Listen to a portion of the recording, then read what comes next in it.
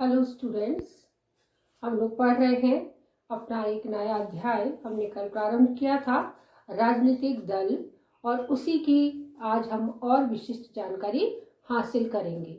आप लोग समझ चुके हैं कि राजनीतिक दल क्या है और किस रूप में ये लोकतंत्र के अंदर अपनी महत्वपूर्ण भूमिका अदा करता है। तो लोकतंत्र के अंदर राजनीतिक दलों की भूमिका और भी अधिक महत्वपूर्ण हो जाती है, क्योंकि इनका संपर्क जनता से बहुत अधिक रहता है। ये जनता के सानिध्य में रहते हैं और जनता के कष्टों को सरकार तक पहुंचाने का प्रयास भी करते हैं और सरकार की कुछ बातों से अशिक्षित जनता को प्रशिक्षित भी करते हैं। तो ये प्रशिक्षण शिक्षा का जो दौर है वो राजनीतिक दल में अपनी एक अलग ही मिसाल बन जाता है, महत्वपूर्ण भूमिका अदा करता है। तो ये राजनीतिक दल कौन कौन से हैं, कल हमने पढ़ा था कि राजनीतिक दल राष्ट्रीय और राज्य स्तर पर होते हैं। चुनाव आयोग इन्हें आवंटित करता है राजनीतिक दलों को और उनके चुनाव चिन्ह भी चुनाव आयोग ही निर्वाचित करता है और जो चुनाव होते हैं तो उन्हें भी चुनाव आयोग द्वारा ही निर्धारण करना होता है। तो ये चुनाव जो होते हैं उस समय राजनीतिक दलों की भूमिका बहुत ही अहम हो जाती है और उस अहम भूमिका से ही हम राजनीतिक दलों को पहचानते हैं। जो भी दल सत्ता में है वो काफी शक्तिशाली होता है और जो दल अभी दल प्रतिपक्ष के रूप में मौजूद है या विरोधी दल के रूप में मौजूद है वो थोड़ा शक्तिहीन हो जाता है। ऐसा सामान्य राजनीति में देखा गया है। तो राजनीतिक दलों के इस चैप्टर में आज हम राजनीतिक दलों के लक्षण या विशेषताओं के बारे में पढ़ने जा रहे हैं कि वो कौन कौन से लक्षण हैं जिसके माध्यम से हम पहचान सकते हैं कि ये राजनीतिक दल है या राजनीतिक दल में कौन कौन की विशेषताएं होनी चाहिए। तो ये लक्षण और विशेषताएं एक ही हैं, तो उन्हें आज हम पढ़ रहे हैं। इसमें पहला लक्षण है संगठन। अर्थ समझते हैं संगठन का क्या होता है। संगठन का अर्थ होता है जुड़ाव, कि जैसे भीड़ में कोई संगठन नहीं होता है। एक मेला देखते हैं हम, मेले में ढेर सारी भीड़ देखते हैं तो उस भीड़ में कहीं कोई संगठन नहीं होता, वो सिर्फ लोगों का समूह होता है। लेकिन जब हम राजनीतिक दलों की बात करते हैं तो उनमें एक प्रकार का जुड़ाव होता है, संगठन होता है और वही जुड़ाव और संगठन उनकी सुदृढ़ता उनको प्रदान करता है और इसी से राजनीतिक दल अधिक मजबूत बनते हैं और उनके राजनीतिक इरादों में इस संगठन की वजह से काफी इजाफा होता है। मानव विचारों में पर्याप्त भिन्नता होने के बावजूद भी किन्हीं आधार विचारों पर समानता देखी जा सकती है। यही समानता संगठन पैदा करती है। मनुष्य के समूहों को राजनीतिक दल कहलाने के लिए पूर्ण रूप से संगठित होना चाहिए, क्योंकि राजनीतिक दलों की शक्ति उनके संगठन पर निर्भर करती है और संगठन के आधार पर ही ये शासन शक्ति प्राप्त करते हैं और अपनी नीतियों को कार्य रूप में परिणत करते हैं। कि मानव विचारों में भिन्नता होना स्वाभाविक है। प्रत्येक व्यक्ति के विचार और अन्य व्यक्ति के विचारों में पर्याप्त भिन्नता पाई जाती है, लेकिन फिर भी हम कुछ आधारभूत एकता को ढूंढ सकते हैं। कुछ आधारभूत तथ्य ऐसे होते हैं जिसमें सामान्य एकता देखी जा सकती है या सामान्य जो बातें होती हैं वो मुख्यतः लगभग एक सी होती हैं। जैसे मुख्य बात है कि प्रत्येक माँ अपने बच्चे को प्यार करती है, चाहे से वो सुंदर, जरूरी नहीं कि बहुत स्मार्ट हो, बहुत ही खूबसूरत हो, ऐसा नहीं है। प्रत्येक माँ अपने बच्चे को प्यार करती है, एक सामान्य मुख्य आधार है और इस आधार पर माँओं के प्रेम को तोला नहीं जा सकता। तो वो क्या है, संगठन का आधार है। इस प्रकार से संगठन में कहीं ना कहीं आधारभूत समानताएं देखी जा सकती है। तो इस संगठन में अपने जो राजनीतिक विचार होते हैं उन विचारों में जब समानता पाई जाती है तो वही शक्ति का प्रदर्शन करती है और शक्ति प्रदर्शन के बाद ही उस शक्ति के द्वारा ही ये शासन शक्ति को प्राप्त करने का प्रयास करते हैं और फिर अपने उन विचारों को नीतिगत विचार बनाकर जनता के समक्ष प्रस्तुत करते हैं। अगला लक्षण है मूल सिद्धांतों की एकता। क्योंकि राजनीति विज्ञान विषय विज्ञान शब्द से जुड़ा हुआ है, इसलिए उसमें सिद्धांतों का होना अति आवश्यक है। तो कुछ ऐसे मूल सिद्धांत होते हैं, मूल विचारधारा होती है, जिसकी वजह से ये व्यक्ति जो राजनीतिक दल में संगठित हुए हैं वो उन मूल विचारों से भी एकता रखते हैं कि जब विचारों में एकता आती है तभी स्थिरता आती है, और यही इस राजनीतिक दल का प्रमुख लक्षण बन जाता है। राजनीतिक दल का संगठित रूप से कार्य करना उसी समय समझ आता है जब सदस्य किसी सामान्य सिद्धांतों के संबंध में एक सा विचार रखते हैं। विचारों में थोड़ा बहुत अंतर हो सकता है, किंतु इनकी मूलभूत सिद्धांतों पर एकता बनी रहती है, और ये संगठित रूप में जब कार्य करते हैं तो उसका अर्थ यही होता है, प्रारूप यही होता है कि मूल सिद्धांतों में एकता रखते हैं। थोड़ी बहुत भिन्नता होना स्वाभाविक है। सोचिए, यदि सभी लोग एक ही विचारों के होंगे तो फिर बड़ी समस्या उत्पन्न हो जाएगी कि उसका दूसरा रूप देखने के लिए तो कोई होगा ही नहीं। तो इस तरीके से राजनीतिक दलों में थोड़ी बहुत असमानता होती है, थोड़ी बहुत विभिन्नता होती है, लेकिन मूल आधारों पर इनकी एकता बनी हुई होती है, जो पार्टी के सदस्यों में स्पष्ट रूप से दिखाई देती है। जब भी ये कभी कोई कार्य करते हैं शासन से संबंधित, तो वो मूल सिद्धांत की जो एकता है वो हमको स्पष्ट रूप से समझ आती है। तीसरा लक्षण है शासन पर नियंत्रण व प्रभुत्व की इच्छा, कि जिस कारण से ये संगठित हुए राजनीतिक दल में जिन मूल सिद्धांतों की एकता इनमें मौजूद है, तो ये संगठन और मूल सिद्धांतों की एकता से चाहते क्या है, क्या करना चाहते हैं?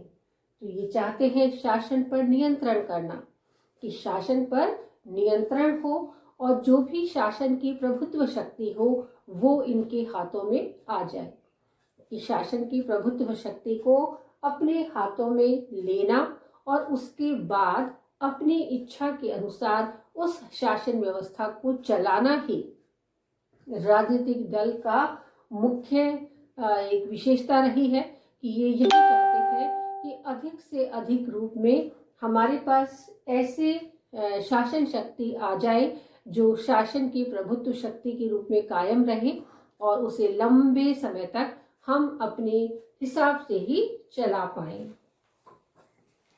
तो राजनीतिक दल का उद्देश्य शासन पर प्रभुत्व स्थापित कर अपने विचारों और नीतियों को कार्य रूप में परिणित करने का होता है। अपने इस उद्देश्य की पूर्ति के लिए राजनीतिक दल जनमत का समर्थन प्राप्त करने का प्रयास करता है। तो राजनीतिक दल की इच्छा होती है कि वो अपनी शासन की नीतियों को इस प्रकार से चलाए कि जनता उनके साथ हो जाए। जब जनता उनके साथ होती है तो क्या होता है कि उनकी नीतियों का फैलाव होता है, और जो चुनाव का एक निश्चित समय है 5 वर्ष, 5 वर्ष तक यदि जनमत उनके साथ रही, उनके कार्यों से खुश रही, तो अगले चुनावों में भी उनके जीतने की पूरी उम्मीद बनती है।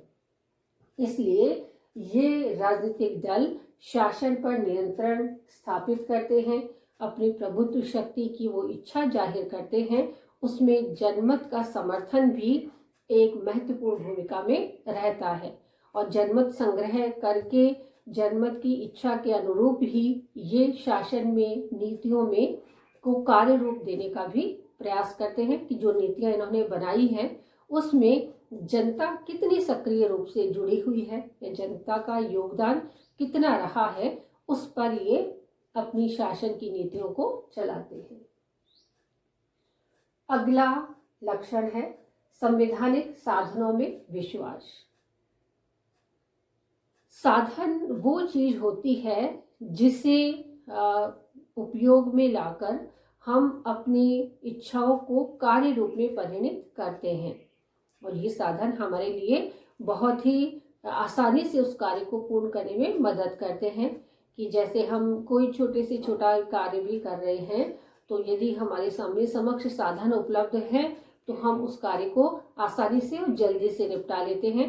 और यदि साधन हमारे पास नहीं है, मौजूद ही नहीं है, तो हमें उन साधनों की व्यवस्था करने में काफ़ी समय लग जाएगा और हम उस कार्यों को पूर्ण रूप से निभाने में या शीघ्रता से निभाने में हम कुछ कमी महसूस, रुकावट महसूस करेंगे।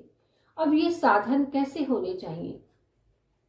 तो साधन मुख्य रूप से राजनीतिक परिप्रेक्ष्य में हम बात कर रहे हैं, साधन मुख्य रूप से दो प्रकार के होते हैं, संवैधानिक साधन और असंवैधानिक साधन। संवैधानिक साधन का अर्थ होता है कि वो सारे साधन जिन्हें संविधान के अनुसार प्रदत्त किया हुआ है कि राजनीतिक शक्तियों में इन संवैधानिक साधनों के आधार पर ही हम समस्त कार्यों को पूर्ण करते हैं।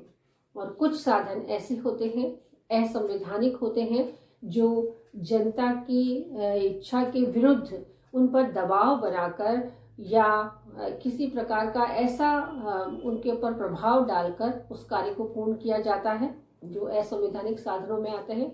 जैसे कभी कभी डर, रिश्वत, या फिर कभी ऐसा माहौल क्रिएट कर देना, मानसिक तनाव देना, जिसकी वजह से उनको कार्य रूप मिले, या हत्या इसमें शामिल होती है। और बहुत सारी चीजें, हिंसात्मक कार्यवाहियां, मानसिक तनाव या अन्य प्रकार का बल प्रयोग करना असंवैधानिक साधन है।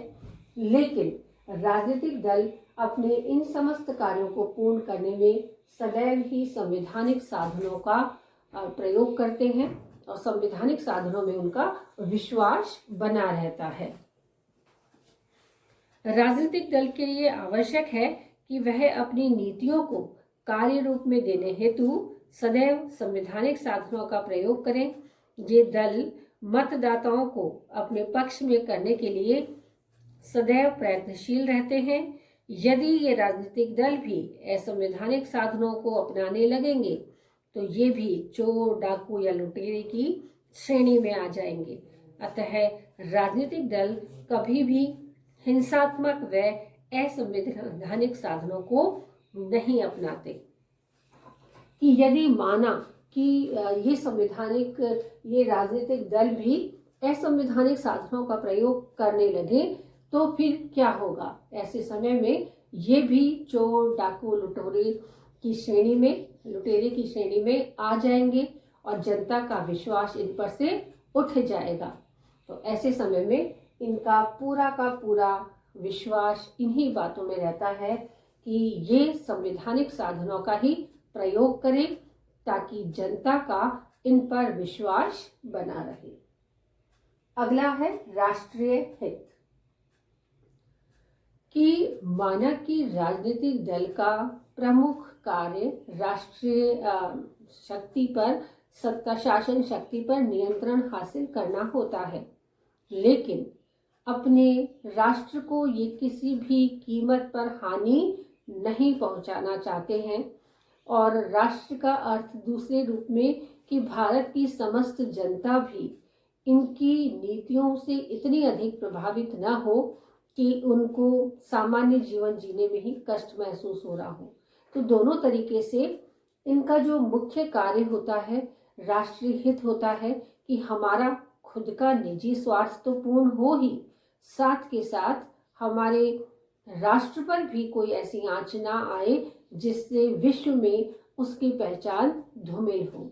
तो प्रत्येक कार्य को बड़ी सूझबूझ और समझदारी के साथ निपटाते हुए ये राष्ट्र हित को सर्वोपरि रखते हैं और उसके बाद ही समस्त कार्यों को करते हैं। राजनीतिक दल के लिए आवश्यक है कि वह उनके द्वारा किया गया कोई भी कार्य किसी जाति, वर्ग, धर्म या संप्रदाय या क्षेत्र विशेष को संरक्षित न कर रहा हो। इनके संपूर्ण कार्यों को राष्ट्रीय हित को ध्यान में रखकर ही पूर्ण किए जाने चाहिए, क्योंकि राजनीतिक दलों के अन्य कार्यों की अपेक्षा यह कार्य बहुत ही उच्च होता है कि यदि किसी जाति, वर्ग, क्षेत्र, संप्रदाय के लोगों को लाभ पहुंच रहा है और राष्ट्र की अन्य जनता केवल एक मूक दर्शक के रूप में देख रही है, तो वहां राजनीतिक दलों का प्रभाव कम हो जाता है। इसलिए पूर्ण रूप से राजनीतिक दलों का प्रभाव यही बना रहता है कि वो राष्ट्रीय हित को, पूरे राष्ट्र की जनता को साथ लेकर चले। उनका साथ ही इनकी ताकत बनती है, इसलिए सदैव वो राष्ट्रीय हित में सहयोग करते हैं। अंतिम लक्षण है राजनीतिक सिद्धांतों पर आधारित। कि जो भी राजनीतिक दल होते हैं, जैसे हम कांग्रेस की या बीजेपी की बात करते हैं, या भारत के बाहर की भी हम बात करते हैं, ब्रिटेन की बात करते हैं या अमेरिका की बात करते हैं, जहाँ पर अलग अलग राजनीतिक दल हैं और वो अलग अलग सिद्धांतों पर, अपनी विचारधारा पर, अपने सिद्धांतों पर कायम रहते हैं और उसी के अनुसार राष्ट्र को चलाने का प्रयास करते हैं। तो ये राजनीतिक सिद्धांत क्या है? ऐसी कौन से सिद्धांत है जिससे जनता अधिक प्रभावित रहेगी और अधिक लंबे समय तक उनके साथ बनी रहेगी? इन सिद्धांतों पर ही राजनीतिक दल कार्य करते हैं कि वो सिद्धांत इनके साथ बने रहें। कि राजनीतिक दल धर्म, जाति, भाषा व वर्ग आदि पर आधारित न होकर आर्थिक और राजनीतिक सिद्धांतों पर आधारित होते हैं। राजनीतिक दल देश में विश्वास में देश के विकास में बड़ा योगदान देकर देश को विकास पथ की ओर अग्रसित कर देते हैं। ये सारे के सारे राजनीतिक दल किसी भी जाति, धर्म, भाषा, क्षेत्र या संप्रदाय विशेष को लाभ पहुंचाने के लिए कार्य कदापि नहीं करते हैं। अपने राजनीतिक सिद्धांतों पर अडिग रहकर जनता का विश्वास जीतने का प्रयास करते हैं और जनता का विश्वास जब इनके साथ होता है तो ये अपने कार्यों की पूर्ति बेहद आसानी से कर लेते हैं। तो कार्यों की पूर्ति ही इनकी क्षमता होती है और इसी क्षमता को जनता के समक्ष जब ये प्रस्तुत करते हैं तो वो हमें स्पष्ट रूप से दिखाई देता है। राजनीतिक दलों की भूमिका जो है, अहम भूमिका हमें कब नजर आती है? जब चुनाव होते हैं। तो चुनावों के समय ये अपनी विशिष्ट भूमिका में आ जाते हैं और जितने भी सिद्धांत इन्होंने अपने राजनीतिक दल में अपना रखे हैं या जितने भी राष्ट्रीय हित की बात जब ये करते हैं तो बड़े बड़े लंबे लंबे भाषण देना, जनता को अपने विश्वास में लेना, अपने राजनीतिक सिद्धांतों का फैलाव करना, जो एक बड़े बड़े स्वप्न दिखाने के लायक होता है, क्योंकि सैद्धांतिक राजनीति में और व्यवहारिक राजनीति में बेहद अंतर होता है। तो इस अंतर को समझना हमारा अभी मुख्य कार्य नहीं है, क्योंकि हम सैद्धांतिक राजनीति पढ़ रहे हैं और वो है राजनीति विज्ञान के मूल आधारों में छुपी हुई है। तो वो मूल आधार क्या है, हमें केवल उसे जानना है। तो इस तरीके से आज हमने जो पढ़ा, इन 6 पॉइंट्स के माध्यम से वो राजनीतिक दल की विशिष्ट जानकारी थी, उनके लिए विशिष्ट विशेषताएं थी, लक्षण थे। एक बार पुनः दोहरा देते हैं। पहला था संगठन, संगठन का अर्थ जुड़ाव। नंबर 2, मूल सिद्धांतों की एकता, यानी आधारभूत सिद्धांतों की एकता। तीसरा है शासन पर नियंत्रण व प्रभुत्व की इच्छा, अर्थात प्रत्येक जो राजनीतिक दल है उसकी इच्छा क्या रहती है कि वो शासन पर नियंत्रण या एक प्रभुत्व शक्ति के रूप में स्थापित हो जाए।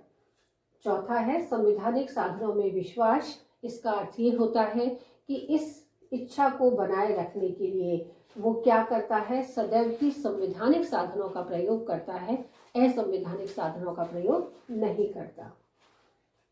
अगला है राष्ट्रीय हित कि अपनी इच्छा की पूर्ति में संवैधानिक साधनों का प्रयोग करने में वो राष्ट्रीय हित को कभी नहीं भूलता कि इस राष्ट्रीय हित को सबसे ऊपर रखता है कि पूरे देश की जनता इसका लाभ उठाए, उसका हित पूरे देश की जनता में हो। किसी जाति, वर्ग, वर्ण या संप्रदाय या किसी क्षेत्र विशेष से ये जुड़े हुए नहीं होते हैं। इनका पूरे भारत से इसका अर्थ होता है। और अंतिम है, राजनीतिक सिद्धांतों पर आधारित। इसका अर्थ यही है कि जब कभी भी कोई कार्य होता है तो उसमें सिद्धांत महत्वपूर्ण होते हैं, तो उन महत्वपूर्ण सिद्धांतों को उसी रूप में प्रस्तुत करने का ये पूरा प्रयास करते हैं, जिससे ये राजनीतिक समुदाय जो है, ये राजनीतिक दल जो है, अपनी विशेष भूमिका में रहता है।